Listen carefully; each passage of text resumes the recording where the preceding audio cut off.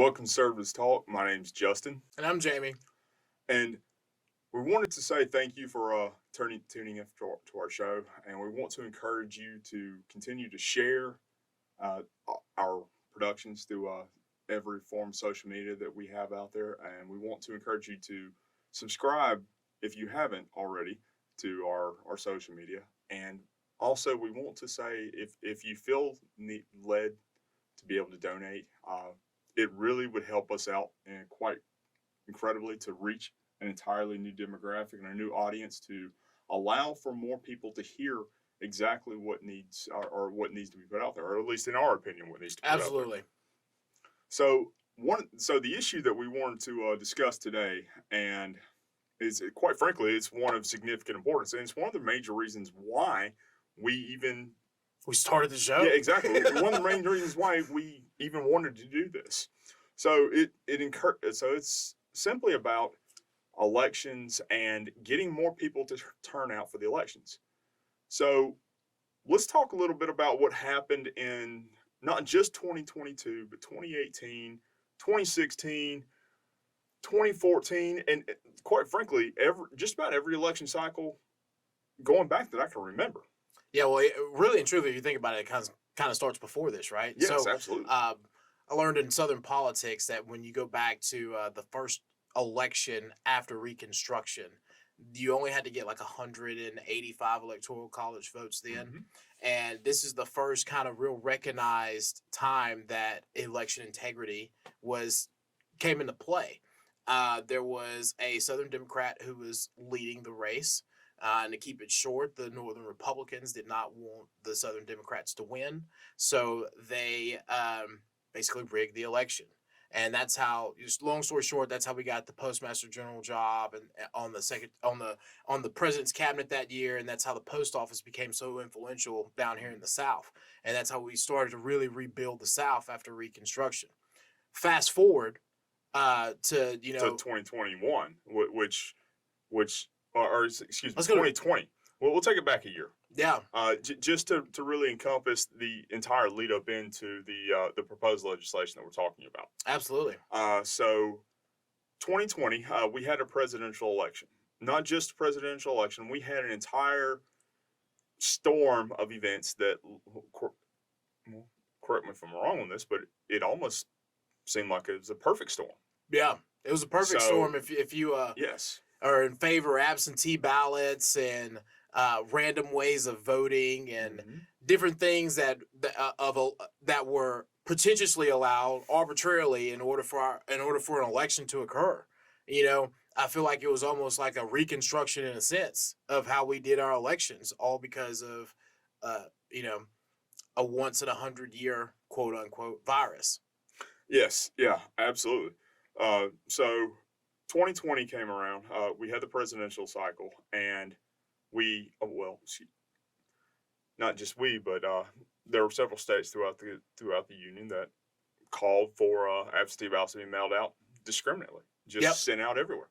So specifically here in Georgia, absentee ballots were literally sent out to applications for absentee ballots were sent out across the state Mhm. that would have, I mean, they would have landed at people's doorsteps regardless of if that person still lived there. So we may get Jane Smith that lived at X, Y, and Z location, but John Smith actually lived there now.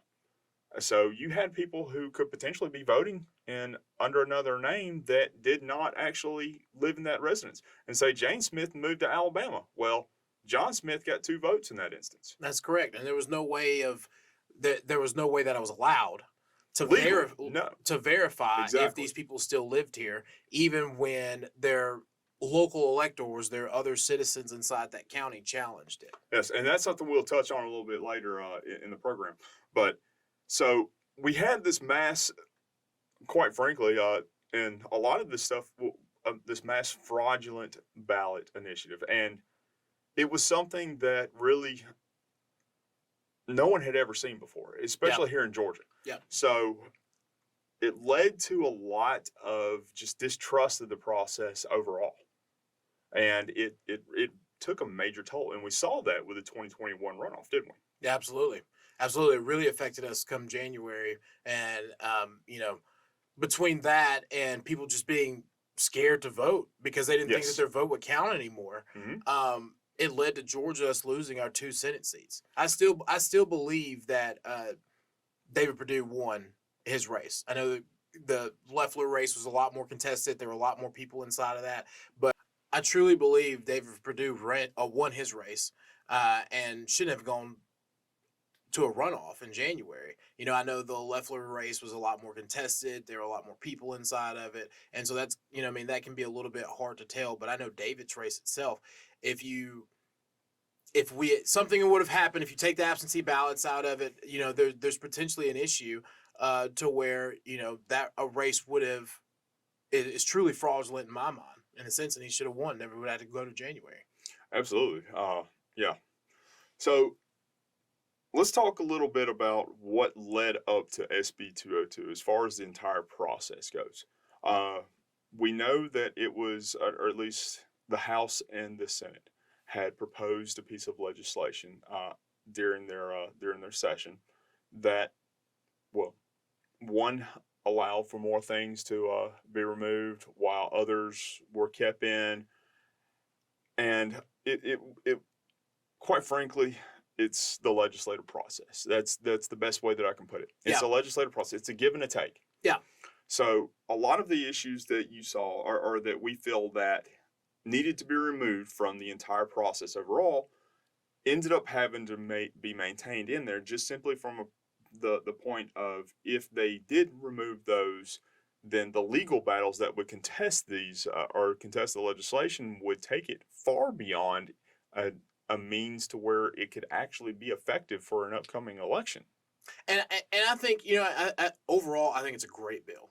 I think the absentee box thing is something that needs to really be looked at and really Mhm. be discussed because it was not legal at the time of the 2020 election, except for I think it was an executive order or something of that nature that Well, was it done. was an emergency It was rule emergency for the rule, State Board of Elections. and Yes. so that's arbitrary in how it was done, but you know, but that aside, there's a lot of good things in here. There are a lot of things that had happened in the 2020 election that were Mhm. addressed with this bill so that they can't happen again. And then there's certain things that honestly that people have already been arguing about, we've heard on national media that this that are really simple that people can do, like get a free voter ID card that you can actually get through the internet or by Yes. simply traveling to your DMV. And, you know, those things like that people are saying, oh, well, you disproportionately did this to harm minority and suppress the vote and all this other kind of stuff. It's outrageous, especially coming from, a black conservative. I feel like that's outrageous that you tell me that I can't go get something that's free. But overall, I think it was a great bill. There's just some things that I think that need to be addressed to take it a little bit further. And I couldn't agree with you more. And those, and again, that's something we will touch on a little bit further in the program. But so let's talk a little bit about what was originally in the bill and what ultimately did not make it to where SB 202 was signed into law by the governor. So one of the major things that we saw that conservatives, quite frankly, just about across the board, outside of uh, different sects of almost conservatives in that mindset, but one of them being the fact that absentee ballot drop boxes they were codified Yeah, under SB 202. So prior to SB 202, it was simply emergency rule that allowed for absentee ballot drop boxes. So before that, they were technically illegal. that's it. Yep. But under SB 202, it allows for drop boxes to be done.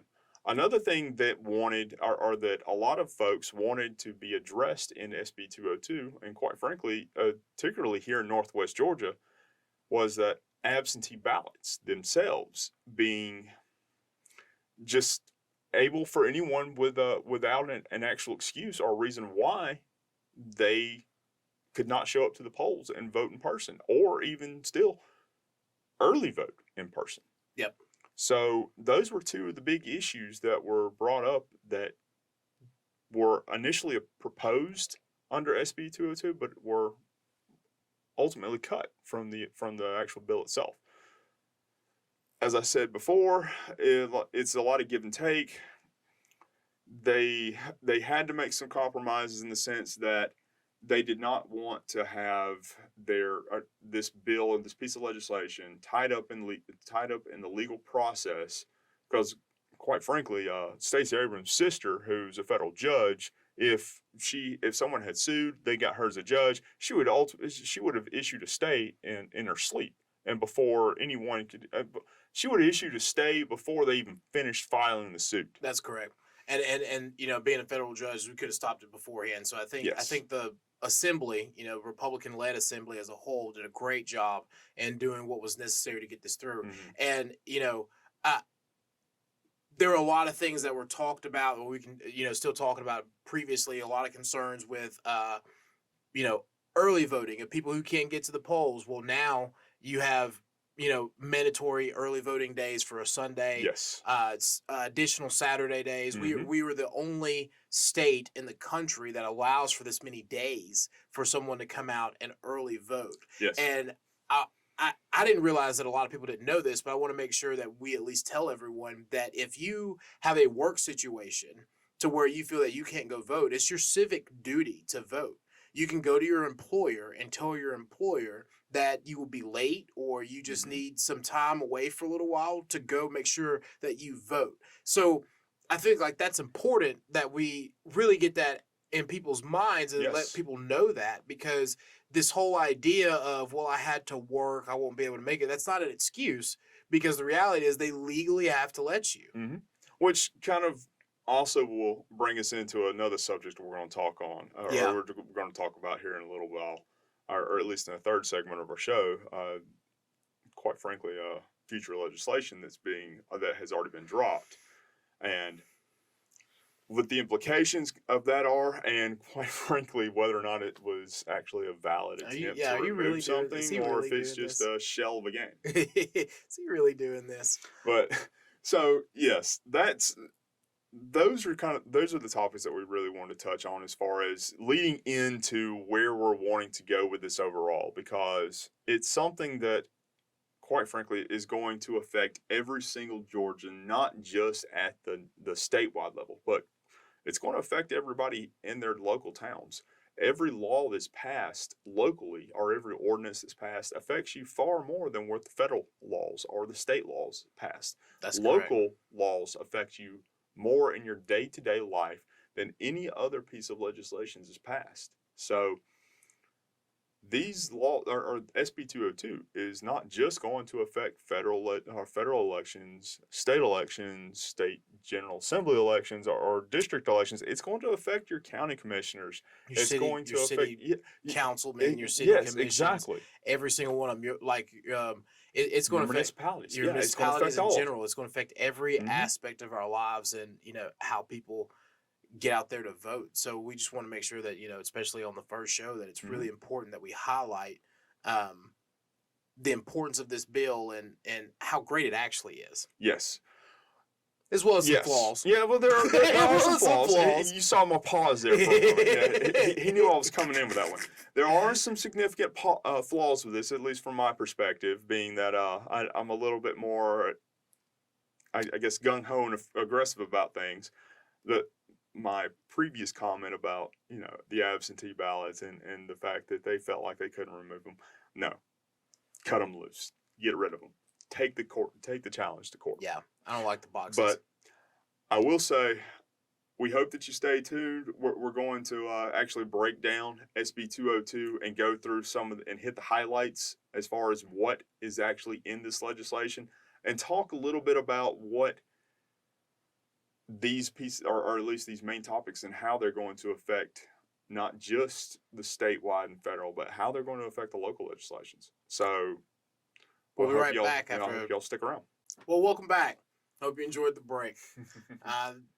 Thank you for tuning back into Conservatives Talk, and we're going to kind of segue into kind of some of the aspects of what is in SB 202, and with, you know, Justin's background and his experiences in life and everything else. I'm just going to ask Justin a couple questions, and he's going to try to, you know, explain to us what's going on inside this bill. So first, Justin, I want to ask about what SB 202 did to the state board of elections. Okay, so SB 202 and pages it's 8 through 11 that talk about how the state board of elections is going to be set up. It talks about how the uh, the House is going to have a certain number of members that they can appoint. It's going to have talk about the Senate as well, or at least the numbers that they're going to get to appoint. And then it's going to talk about how they're going to be able to elect a chairman. The chairman previously was the Secretary of State. So the Secretary of State's no longer the No, chairman. Of the Brad election. Raffensperger took that and really screwed that up pretty significantly. And, Oh, yeah. and I, quite frankly, I think everyone agrees with that as well. Yep. So the Georgia General Assembly got together and they said, well, technically under the Constitution, we're supposed to be the ones that make all the rules for the regulations as far as elections go. But Brad Raffensperger thought it was okay to agree or to agree to a consent agreement and screw everybody in the electoral process. So they took that power away from him and established it with somebody that they would appoint. So the first part of SB 202 sets up the governing authority of the Georgia elections, which would be the Georgia State Board of Elections. And the biggest change of that would be that the Secretary of State, aka right now Brad Raffensperger, is no longer technically a voting member of the State Board of Elections. He is Wow. considered an ex officio member. Actually, it says specifically in the bill that he is an ex officio member and that he has really no say in any piece of any rules or anything along that line going forward with it. Oh, that's amazing. And that's key number one. Yes, Is absolutely. taking that out of the hands of the Secretary of State. Mhm. And now that allows for what's the next portion? Like, what is again? The board is made of some members of the House, the Senate, and then someone that they appoint as chairman. Well, so it allows for members that they would appoint. So the House and the Senate would get together and they would appoint their members. Then the county, or excuse me, not the county, but the state parties would come together and they would appoint their members. So you have a 5-member board. So you have one from the House, one from the Senate, or at least you have an appointment from the House and an appointment from the Senate. Then you have an appointment from the Democrat, and you have an appointment from the Republican. And then you have one that the House and the Senate got together and appointed jointly. And that's so the chairman. That's the chairman. Or chairperson. Yeah. Yes. So no, it's chairman. This is not the woke program. So not the woke program. Be a woman. It's still chairman. Okay. Moving forward, but yes, that's the process and how what the State Board of Elections is actually going to be made up as now. Oh, that's interesting. And I think that works good. That's a lot. I mean, that's pretty much the setup that a lot of counties already have Mhm. inside when they look Absolutely. at their election board. It's a 5-person election board. I know Floyd County just moved to a 5-person election board. It's a kind of a similar structure. So let's talk about. After a lot of poking and prodding, they drug their feet the entire way. But they came around. We got them to come around It's thanks about to time. Georgia Assembly. But speaking of some of those situations, what is this established performance review panel? What is this? I've seen that in So there. it's- That's come up a lot. It was so this, quite frankly, in my opinion, is one of the most significant aspects of this bill. It allows for the establishment of what would be considered a performance review panel that, quite frankly, has the ability to, well, once requested by the specific members that are allowed to request it, and you're talking about local governance, you're talking about the county delegation, you're talking about a magistrate judge if there's not a person in place that can do that, or you're talking about the State Board of Elections of itself. So those governing bodies can ultimately launch this performance review. Say we'll use Floyd County for an example, because quite frankly, it's a great example for going through this project. Yeah. Floyd County has been just horrible when it comes to our elections. For the election board, even before 2020, Yes. there were a lot of Absolutely. issues. I know when I was in the process, we'd be out there waiting, and Fulton County would be done counting Yes. ballots before Floyd County was done, and they have 5 times as many people. Mhm. So for Floyd County, this was the issue before Well 2020, before. and in kind of 2020 was the denouement of it, the tip of the iceberg. Mm-hmm. Yeah, it was the tipping point. It was the straw that broke the camel's back, and the people got mad, and they no longer wanted to have to deal with this anymore. Yeah. So, under SB 202, a performance review can be, or performance review panel can be requested from a governing body. Let's take, for example, had the county commission had a spine and decided to actually enact a local or enact a provision within the law that was passed by the General Assembly.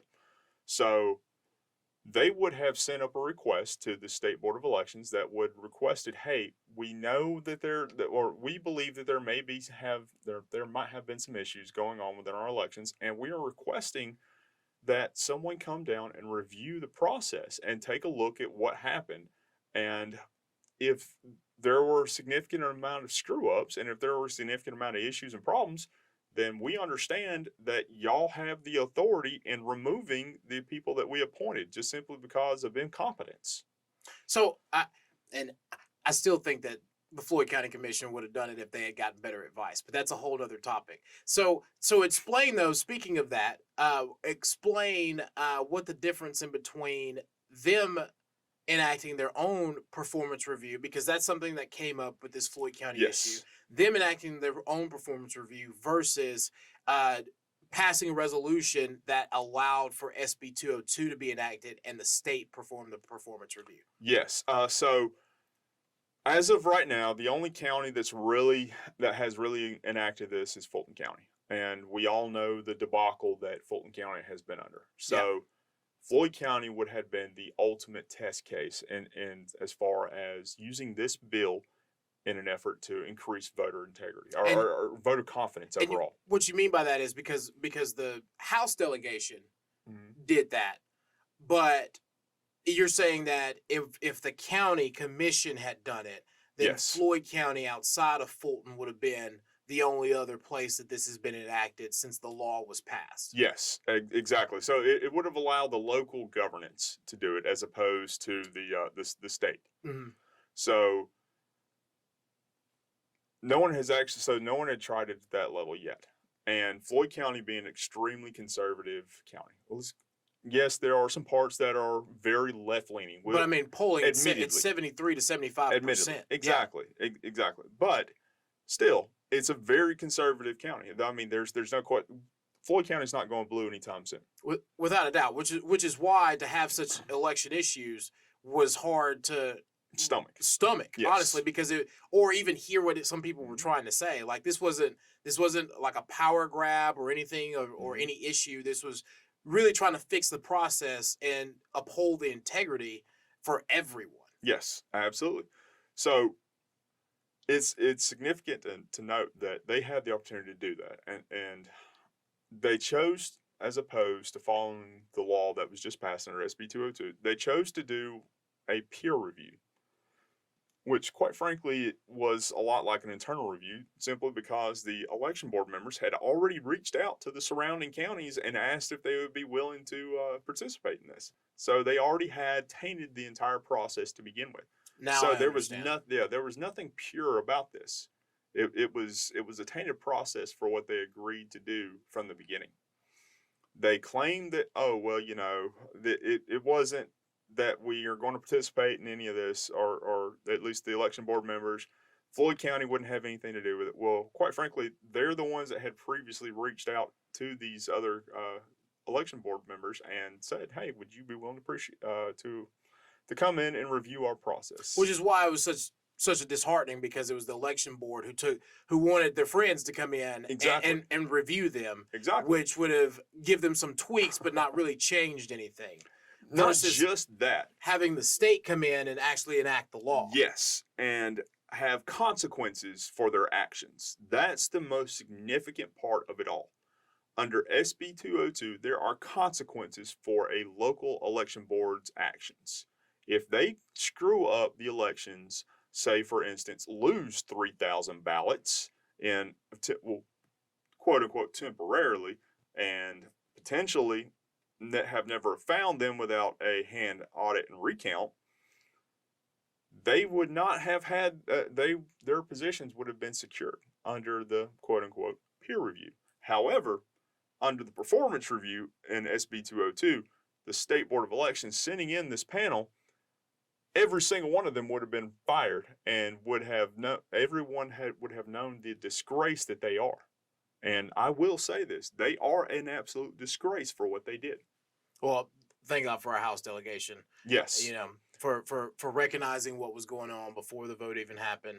And again, I think our county commission in Floyd County is great. They just got some bad advice. I disagree with that wholeheartedly. So you got to follow your attorney's lead. If your attorney is going to tell you they not to were follow the the law, ones. They were the ones that voted yes on this, right? It was their vote. It was their vote. So they are ultimately responsible. The buck stops with them, just like with Joe. The buck stops with him. Moving on, the challenging of electors, because this is another issue. This is another hot topic, particularly here in Floyd County. There's another issue that came up in Floyd County, our home county, and I know that there were some other issues going on across the state and the nation with this issue. So talk about challenging electors and actually give us some little background on how we got to that point and why it's in the bill. So this issue was really kind of conceived around the idea that there were some governmental organizations that have lists that they keep and maintain. And these governmental organizations being the U.S. Post Office and the state board of residency, more or less. So they keep a log of the residencies, or at least of where people are getting their packages delivered. And where they're saying they live, their primary address. The address they're actually living at to receive their mail, to receive the packages that they're having delivered. And a lot of these addresses were not consistent with the voter registration. Well, organizations outside the state of Georgia got together and realized, wait a second, these aren't adding up, quite frankly. So they put an entire list together, organized it by county, and sent it to people who in the county they felt like would actually have the stomach and the gall to challenge these electors. Now, under the previous process, yes, they had every right to, and they still do. Because under the previous process, the way that it used to go was that you as an elector, someone who's voting in your county as permanent residents, you can challenge someone else who voted in your county. Not just voted, but their right to vote in your county. Their right to vote in your county, which is really important because their right to vote is you challenging if they actually live there or not. Yes. And so if they have not, changed addresses or something of that nature, they don't live in the same county, because you can live in two different spots in the same county and still be registered to vote in that county. It's if you move states or something of that nature. Or move counties. Yeah. That's where it really matters. And so that's where this list issue came up. And specifically here in Floyd County, where the guy who had the gall to approach the state or the county election board, him and I have no love lost between us. However, I do respect him for having the courage to step up to do this. Absolutely. He took this list, proposed it to the Board of Elections, and outside the law of what it previously said they must have done, they failed to follow the law. So explain that. Explain that to me. So the law previously stated, and it is still the same way at this point in time. However, there are little subtle differences now. So the law previously said that the state or the local election board should have contacted everyone that was being challenged. They did not. So does that come after they choose to hear the list? See, that's the differential on that. They decided that this was something that would have arisen to the level of hearsay, quote unquote hearsay. However, if you look at the federal rules of evidence, hearsay does not equate to the level of a state governance. If you're taking lists from a state government organization and comparing it to not a state government, but a federal government organization, and comparing it to a state government list of registrations, those are two very, very qualified sources of That's evidence. an interesting concept, and I've told you about this, Mhm. but like my neighbor, I know my neighbor. Me and Yes. him were very close. He moved around this time and moved to California to be closer to family. Mhm. And when I looked at this list, I saw his name as well as some others that I know don't live in the state of Georgia, One of them being someone we grew up with who traveled 4 hours, mind you, to vote in Georgia. But that's a from whole nother, Birmingham. that's a whole nother Yes, ball game. traveled from Birmingham to vote in Georgia, and then is now living in South Carolina. Yeah, interesting. Mhm. But their names were on this Hey. list, and you know, when this person took it to be challenged, Yes. those names, what was it that they said that they couldn't be used They because couldn't be used because he did not gather the information himself. It came from a third party organization. So they equated it to the level of hearsay, which under the federal rules of evidence or anything along that line, hearsay is not allowable outside of certain circumstances. Uh, but we're not going to, this is not a legal channel. We're not going to go into that. So Gotcha. it's, they said that because he did not ultimately gather the evidence himself, it wasn't allowable. So So they how's weren't that- even going to hear it. How's that changed now in the new law? Like, So, how can you challenge in the that? new law, it allows for these. So it not only allows for him or one person to challenge individual voters, it allows a person to challenge an entire list of voters if necessary. And they don't have to gather that information themselves. Interesting. So again, our Georgia Assembly heard the cries of the people, and they were able to look at and put in things that were necessary and things that we saw that totally screwed up the 2020 election. Yes, absolutely. No, it was quite an embarrassment with that. Amazing. It was pretty bad. So what's this? So let's Yes. move on. Let's move on to what's this N50? So voter it's registration. it's not the M50. It's a provision within the for within SB 202 that requires, and this goes back to what we've been discussing. It requires that Georgia join NGO lists that make that have Georgia to basically cleanse its voter registration list in comparison with other states. So, for instance, you have somebody that lived in Georgia and had quote unquote registered to vote in Georgia, but they were receiving packages and mailing in another state. Well, Georgia now automatically is required to cleanse that voter from their rolls in their list. Even if they didn't change their own voter Even registration. if they didn't. Just simply because there was evidence that said that they were living outside the state of Georgia. The permanent residence was not in Georgia. So that means they get a different state driver's license. Yes. If they get a new They're- permanent address, purchase property, anything of that nature. If they are receiving mail continuously in another state, that is evidence enough to show that their permanent residence is not in Georgia, and they Wow. have no real. They have no intent of returning to Georgia at any time in a short period of time or anytime soon. So that in of itself would allow Georgia to remove them from their voter rolls. So thankfully, potentially voters wouldn't have to challenge electors in a massive list in this capacity either again, just simply because Georgia is now their responsibility to do that themselves. Oh, that's awesome. That's awesome. So, segueing into that, let's talk about new voter ID requirements and what has to be added to the absentee ballot if you do vote absentee. So if you do vote absentee, and I strongly urge you not to, one of the things that you will have to do is add your driver's license number to the actual ballot. Perfect. You are required to show some form of identification in order to even register to begin with. But under SB 202, you are required to provide that number to show your identity to vote. or to return that absentee ballot, not just to have registered, but to actually return that ballot. So you almost have kind of a two-check system there. And this is a lot better than the signature. Oh, absolutely. Yeah, I Because the signature is actually taken out under Because SB 202. and it doesn't just have to be your driver's license. Mm-hmm. It can be your voter ID. It can be just a regular ID number, passport number. The last four your social, Last four any your sort social. of a identification number that they can attribute to that. However, I said that it was removed from there. You do still have to sign the thing. If you do not sign it, the County invalid. Board of Elections will pull that ballot. They will contact you, and you must come up there to cure it. So then you'll have to cure it if it doesn't have a Yes. signature. But the requirement of having your ID also verifies. Yes, Or and it's not a driver's driver's license. license. It's not an ID card. It's not a voter registration card.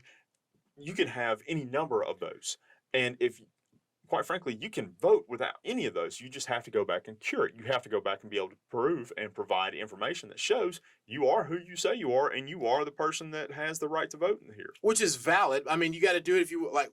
You got to do it if you want to go to a Christmas party. A lot of times, when you get an invitation, you got to RSVP just to prove that that's who you are. And when you come in, you got to sign in. Absolutely. You know, what I mean, we do that in our everyday life. Like it shouldn't be a big deal to secure one of the biggest things that we do in our life every couple of years. Yes, and secure our nation. And so that is a very important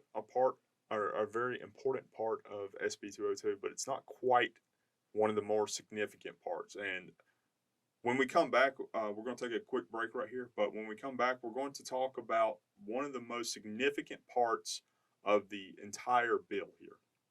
And we hope that y'all stick around and continue to watch and listen. Thank you. Welcome back to Conservatives Talk.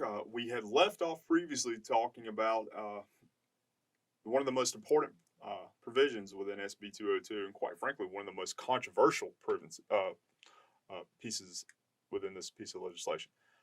And Let's get back into talking about absentee ballots. It's well, not just absentee ballots, but absentee ballot drop boxes. Yeah.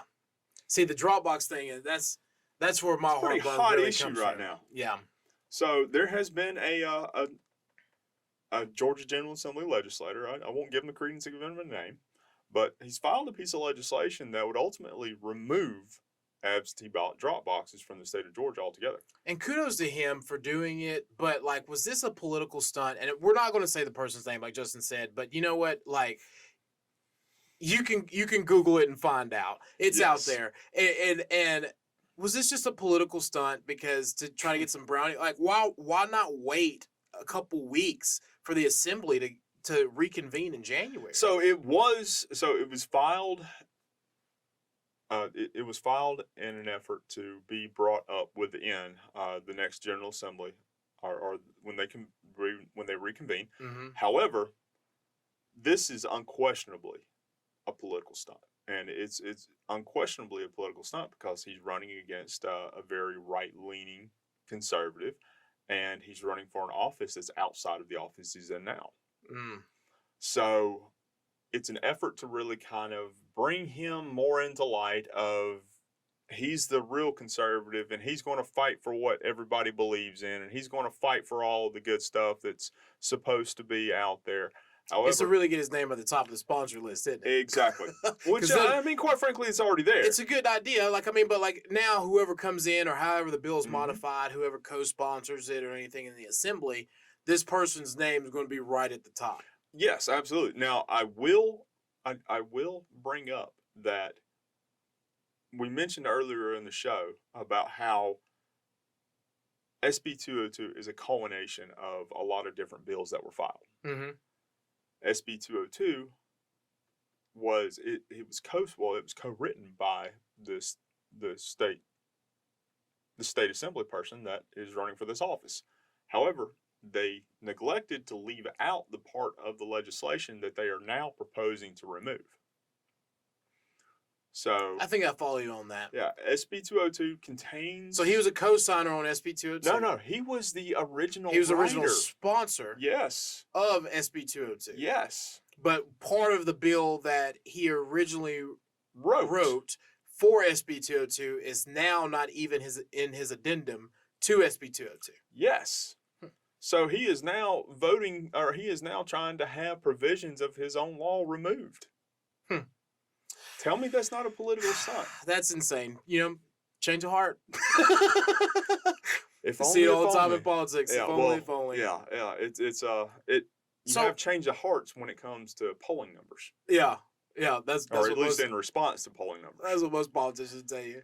But yes, so SB 202 codifies drop boxes in general. As we mentioned earlier, drop boxes, or at least absentee ballot drop boxes, were illegal. Yeah. You were not allowed to have them simply because they were not mentioned. They were not allowable because they were not mentioned. Because of COVID and the Chinese virus, or excuse me, the one and the same, and the media just outright portraying that we were all going to die, they codified them because we said in the consent agreement that, hey, we're going to allow no real checks and balances. So that in of itself was one issue. But when they codified them, now they are giving credence to an ultimate issue that I have dear to my heart, and that's something we're going to talk about here in just a moment. But the SB 202, I will say, and I do give it its credence, that it does make drop boxes secure. And at least in my opinion, it does secure the drop boxes, because previously there was no rules and regulation behind them. Hell, you could stick them in your backyard under the tree with no more dark lighting. corner of the library. Exactly. Trying to drop off ballots in a box. I wasn't trying to be quite as specific, but I love that you were. So it allows for that. It allows, or it codifies codifies what the regulations around those are, and they must be maintained in a well-lit area. They must be monitored by electronic surveillance. They must at all times be indoors, outside of an emergency ruling by the State Board of Elections, because of that Brad Raffensperger and Secretary of State, whoever it may be, no longer sits on it. Exactly. Brad Raffensperger no longer has a say in this. But it allows for allows for these drop boxes to be outside, but they must be within sight distance and still electronically surveillanced. But it allows for them to be outside only if there is an emergency issue going on. Say, for instance, Omicron actually does what Biden says it's going to do and kills us all. Then that's when they could enact this. However, it does not allow for a lot of the trickery that went on with this. It codifies, for one instance, the fact that there must be a chain of custody involved in this. So it says that two members or two people appointed by the local state election board, or the local election board, must go in and they must both sign a piece of paper that counts the number of ballots that are in there, that they both witnessed the transfer from one location to the next, or at least from the drop box to them, and then they must sign again, and the board or the registrar's office must sign again once they have it, or once they go to present the absentee ballots. So beforehand, to where I'm just gonna say it bluntly, you had strangers, you had people who had never done this before, going and picking up random ballots and dropping them off 3 days later. Yes. You could now there's because personally I thought that law enforcement should be involved in the carrying of the ballots, but I feel like this is the closest thing that we can get without having a sheriff's deputy go there, is that these people have to sign that they were there together, that they would sign again once they get there, and a third party would then sign that they received them. And I would actually have to double check on this, but I believe it would be a felony if they signed and they found that what they were doing, or at least what they signed to, was incorrect. Which will help now that we know that it can be seen. So that'll help any issues of missing ballots or duplicate ballots, which is what we saw last election. Absolutely. So, and that also, you touched a little bit on one of the issues that I want to kind of bring up somewhat, but to talk a little bit about the actual people that can touch the ballots. Yeah. So once a ballot is fulfilled and it's been signed off on and it has been delivered into either the postal system or into the drop box, there are really very few people that can touch those ballots at that point in time under the law. And law enforcement is not one of them. And the only time law enforcement can touch a ballot after it's been voted is if there is an actual investigation that had been launched. Outside of postal carriers carrying your ballot that you're mailing in, and the people that the local board of elections have appointed to transport these ballots, no one else really is able to talk it or touch it once it gets back to the registrar's office, or in between there and the registrar's office. Those are really the only two people that can actually physically touch your ballots. So it's Well, that's good. it does in a sense secure that in some sorts. And another issue that we had heard just this past Saturday, there was some concern that in very rural areas, if these drop boxes were placed in an area that, even quite frankly, even if they were electronically monitored, if you had somebody run by in a mask and do something to these drop box balances or these drop box for these ballots, you'd never even know who they were. Yeah, so like the person brought up in the discussion with us. If dropping someone's dye or firecrackers. in. Exactly. You drop that in there and you ruin the ballot. One person may not know if it's theirs, if theirs was picked up beforehand, but now they have to be in a certain type of box that does not allow for anything other than paper to be Yes. slid into there. Yeah. So there's no way of pouring liquids or Nope. putting firecrackers or something explosive in there. Nope. That is all secured under the law, and it is very stringent and very exact in exactly how it is that these drop boxes are to be constructed to protect the ballot, to protect the votes. So let's move on to something that we kind of differ on a little bit, Okay. and that's the The- early scanning Well, of the ballots. I'll tell you what, before we actually go to that, there's actually a significant thing that I would actually like to talk about a little bit more concerning this. Okay. And that's the need, or that's even the need for absentee ballot drop boxes. So, There's got to be a good reason because I really don't like them. well, outside of the fact that I believe, like I stated earlier, that the Georgia General Assembly thought they would just get sued and it would take forever in the legal circuit. Quite frankly, absentee ballots, there is no excuse for unexcused absentee ballots. Absentee ballots are for reasons that you cannot make it to the polls. It's not just because, well, I don't feel like going, so I'll fill out an absentee ballot, maybe I'll send it in. No, that's not what happens. That's not how voting is. Voting is you go to the polls, you pull the lever, and you cast your ballot. That's how voting happens. And It again, I should not want be to through the say ballots. and emphasize that if you are worried about your employer, you can request to leave and go vote. Not just employers, but professors and teachers as well. If you're in high school and you're a voting age at 18, 17 and a half. you still have to be 18. You 17 can and a half. register at 17 and a half. You can't vote at 17 and a half. Mm, No, that's the Constitution. come. So that's moving forward on that one, but you can still leave class and you can skip school essentially and go and vote. If you're in college, you can skip classes, go and vote. I was going to vote, professor, but they can't do anything about it, and it won't even count against you. So there's no excuse not to go. We have an incredible, we have a huge amount of days that you can go and early vote. Absolutely. One of the most, actually one, if not the most, one of the most in the country. Yep.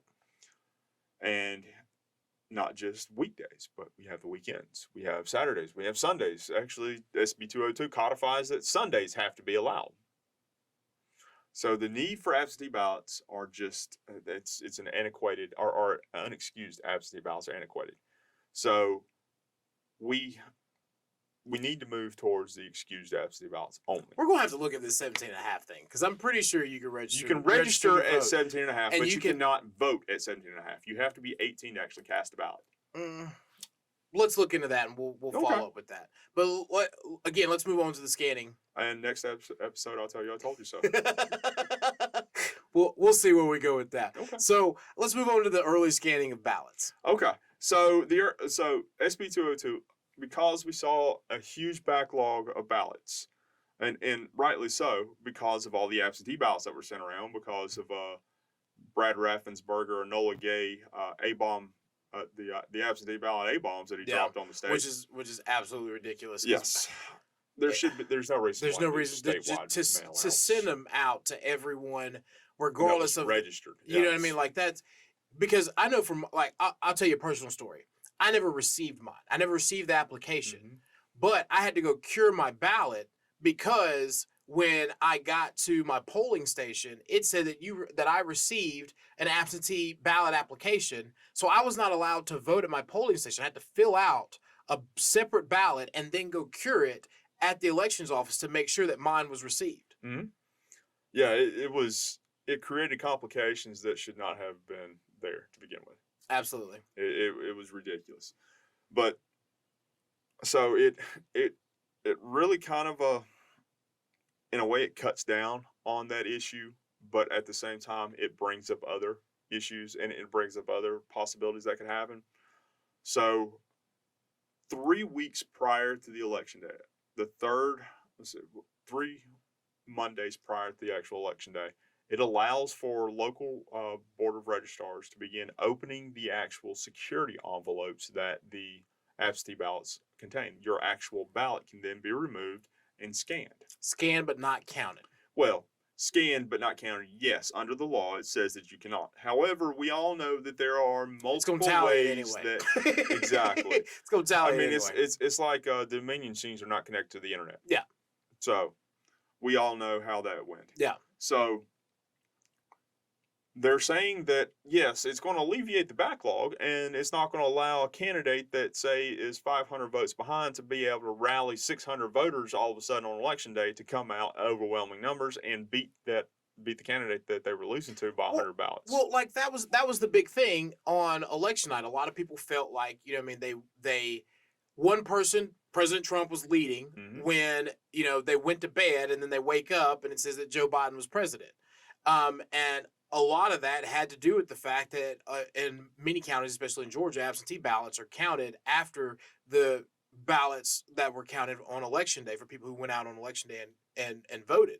So that's why I kind of somewhat agree with it. It's because it's not going to be any midnight surprise. You know, by the time the polls close, we'll have, you know, 2 hours, 10 p.m., 11 p.m. We'll have the actual results of what's supposed to be done and who we voted for and who won. And no more midnight surprises, 3 a.m. Yes. wake up calls. And I agree with you to a degree in that we absolutely need to alleviate that backlog. However, I don't agree with giving 3 weeks of an allowance to that. Well, that's the time of the You early give 3 voting. days. That's true. You can scan 100,000 ballots easily in 3 days. If it takes them 12 hours to scan almost 1 million ballots, well, you can do 100,000 in 3 days. There's I no agree. excuse for that. I agree. I just So, you know, I agree with the 3 time frame, weeks, but I mean, like, if they do it as they come in, right? You close the poll that day, you scan Mhm. them in, they're there. There's no more looking for them. You only got to make sure that you keep the paper copy in the instance of an audit. But it's already there. It's already set aside inside of the system. If you do that every day, that you already have the early voting, that allows for an exact number by the time we close and finish counting the election day results. Yeah, so you brought it up right there, an exact number. So that's a tally, my friend, which Yeah. is outside the law. Well, they're not going to tally it that day. What I'm talking about is on election day. Yeah, and they're not going to connect to the internet either. What I'm talking about is on election day, you'll have the exact number. We'll give them the benefit of the doubt and say they don't count it that day, but the number's going to be there. It's going to be there. I got you. So moving forward a little bit, I kind of want to touch on a couple of the things that are also in SB 202. So SB 202 actually codifies the ability for the Secretary of State to be able to do statewide audits. Previously, they were only allowed to do kind of audits that were spotted here and there and just kind of a statistical audit as opposed to an actual 100% across the board ballot audit, Which is they are now another able to issue do. we ran into. Absolutely. While So Fulton County's we're such a debacle. able to be able to do that now. Another issue is that kind of like what you're talking about. There's no more stop and start counting. Yeah. Once they start, they must finish their count. And under the Georgia legislation, it's actually written in here. There's no reason for them not to have it finished by 10 p.m. Which is part of the problem with what happened with Fulton County, right? So for a Mhm. lot of people who don't understand, part of the issue with Fulton County was that there were individuals who were counting ballots. They said they were going to stop counting ballots. They sent Republicans home And then there were other people who came in and they just stayed there and continued counting ballots. Yeah. So that's part of the big issue. Absolutely. So, in another big topic issue that had come up was there's no more. So, if you do not vote in a general election, you are not allowed to vote in a runoff election. So, if you don't cast your vote, Perfect. yeah, if you don't cast your vote in an area that matters, why should you have the right to be able to come out and cast your vote or cast your voice then? No more California and Georgia, Exactly. and New York people moving Yeah, to Georgia. Yeah, no more Yanks coming to Georgia to be able to cast a ballot. That's it. So these are all the major issues and major topics when it comes to SB 202, and kind of to wrap it all up. It's a great bill. In all honesty, it has a lot of good stuff in there. It has a lot of kind of shortfalls, but it's Georgia nowhere Assembly. nearly as Thank bad you as to the what Georgia people Assembly. made it to be. It could be better, but in a perfect world. So, but I do want to say thank y'all for continuing to listen to us, and thank y'all for coming out and supporting us on this still. I encourage y'all to sincerely go out and share all of our content that we put out there on social media. We want to be able to spread our message as wide as possible. We want to be able to touch every Georgian, and just to ensure them that their vote is safe and they can and need to continue to vote. Like, share, subscribe, and donate. Yes, like you said, subscribe. We want you to subscribe to all of our channels, so that way you can keep up with every show that we have out there, and we can keep you informed with everything that's going on. And I highly encourage you to donate as well. We can't do this without donations. We can't continue to produce this content. We can't continue to put it out in a fashion to where it's going to reach people and really be able to have an effect with folks. But please help support us so we can get our message out there. And again, thank y'all so much for listening in and putting up with our shenanigans for one more time. And we hope that y'all will continue to listen in. And this is Conservatives Talk, and I'm Jamie. I'm Justin. Thanks. Thank you.